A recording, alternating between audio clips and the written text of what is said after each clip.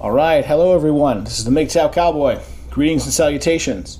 All right, this is the last or the third part I'm going to make of the truth about your single mother.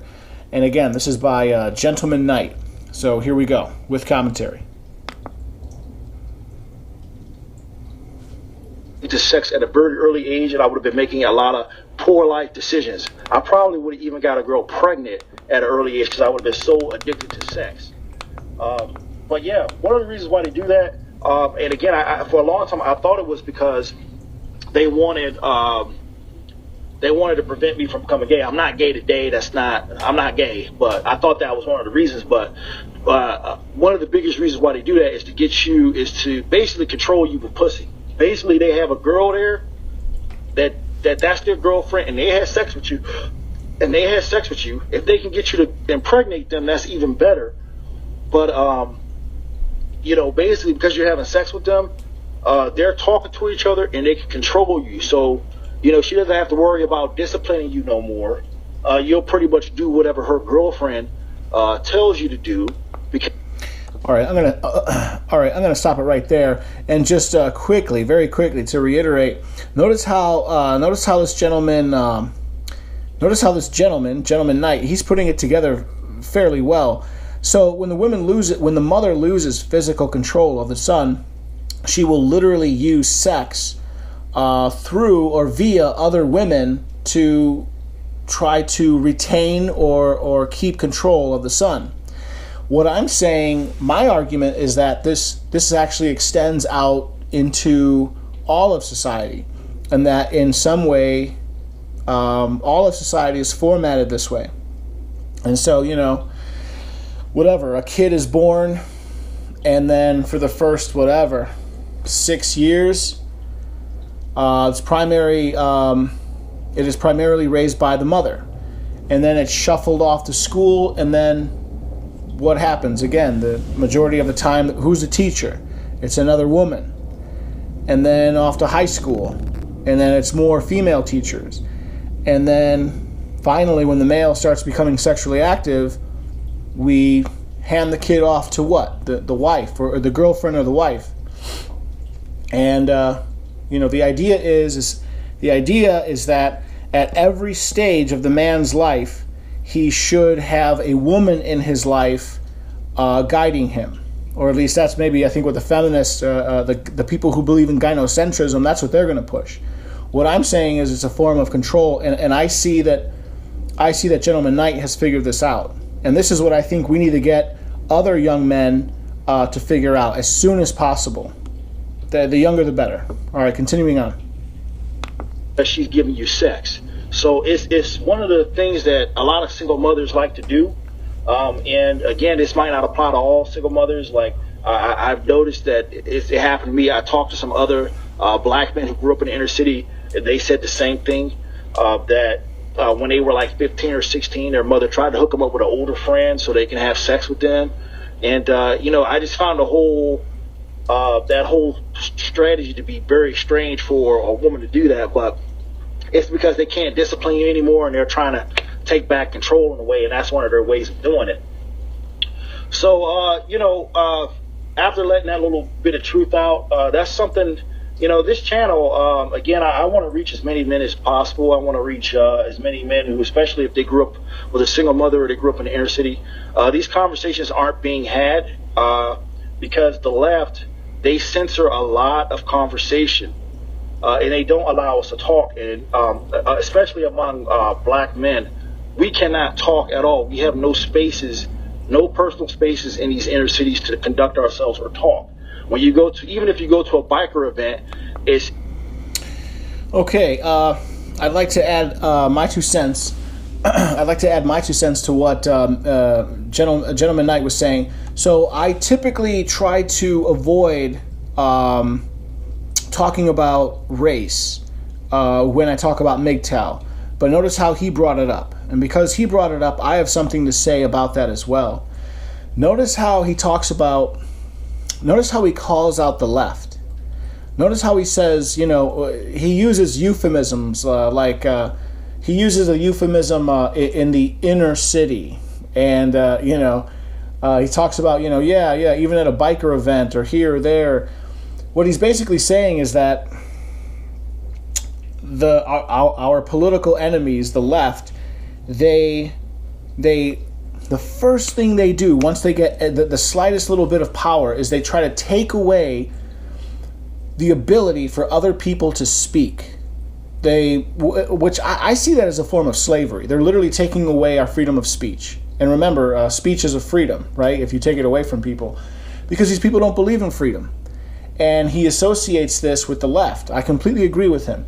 And then he starts talking about race. He says, especially for black men, So here's my thought on that.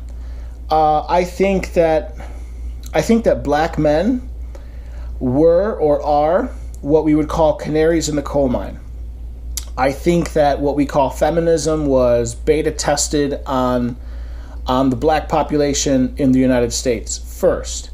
Sure, it was released on all of us, but I think it was especially focused on or developed in the black community first. In fact, I would go so far as to say the inner city ghettos, and I claim to know about that. I'm from Chicago, which has some of the hardest hoods you've ever seen. And I've seen them. I've driven through them. I've been in them. The hood, I'll just come out and say it. The ghetto, most of the ghettos in Chicago are black. And they're matriarchal. Black women run the hood. So when he says when he uses, you hear these euphemisms on television and in popular culture, like one of them is, inner city, at-risk youth, inner city problems. Really what they're talking about is matriarchal societies where women run things. And that is like blue enclaves. Think of like big cities. Think where like Democrats run things. And that's basically what he's saying. And not all, but a lot of young black men are born where? They're born in these urban centers where women run everything. And what is he talking about? Everything is dysfunctional. The women they attempt to use sex to coerce their own sons. Even if it's not incestual, they'll try to use, other women, friends that they know. And it ends up being very dysfunctional. And yeah. All right, continuing on. It's filled with these women who are there for attention, and they pretty much take they pretty much fuck up the dynamics of the whole biker club, because you got these women in there who are. Okay. So now he's talking about a biker club. He says even a biker club. I think what he means when he says that is like even white communities. When I think of biker clubs, when I think of biker dudes, I think of like white dudes, white guys, kind of like rough around the edges guys. But even in white communities, what I interpret what he's saying is even in white communities, what happens? A woman shows up, or if you've got if you have a couple women show up, it changes the entire dynamic. Men start to they change themselves. Women like to come to places like this because they get to tone police. They come in and they change the atmosphere. You can literally see men physically change their posture, the way they sit or how they're standing when a woman walks into the room. Have you ever noticed that? And that's really what he's saying. Is like I think he's alluding to the fact that when women are allowed to come into a social situation, they fundamentally change it. And in this particular case, he's talking about a biker club, which is like, for a second he was talking about black people, and now he's talking about, I would say he's talking about white people, like a biker club. The second women come in, they change the social dynamic, and then they start to tone police us, and then we lose our freedom of speech, as he says. Trying to get the attention of these men, and they know they're going to be able to get the attention because there's not that many women there, and they're somewhat attractive. So they do this, and they fuck up these biker clubs. So even in a biker club space, you can't have this conversation. And all the other areas where men can actually talk, like a club, you can't talk in a club because the music's cranking up. So there's just really not that many spaces to talk. The churches, majority of women are in the fucking congregation, so there's that. So everything's off limits. So, I'm just hoping that. Okay, so, I think he's totally right, what he just said. I would word it a different way again. So now he changed the subject again. He's getting off of race, and now he's just saying, as a general rule, anywhere you go, it is off limits to talk about what I am talking about, what Mgtow talks about, what right now what Gentleman Knight is talking about. You cannot talk about men's issues in public. He just said you can't talk about men's issues in the black community. And you can't talk about men's issues at a biker club, or which I would kind of code speech to me for like a white guy, a white men hanging out, because the second women come in, they change the dynamic. And what does he say at the end right there? He says it gets to the point where there's nowhere where we can speak. There are no more there's no more all male spaces.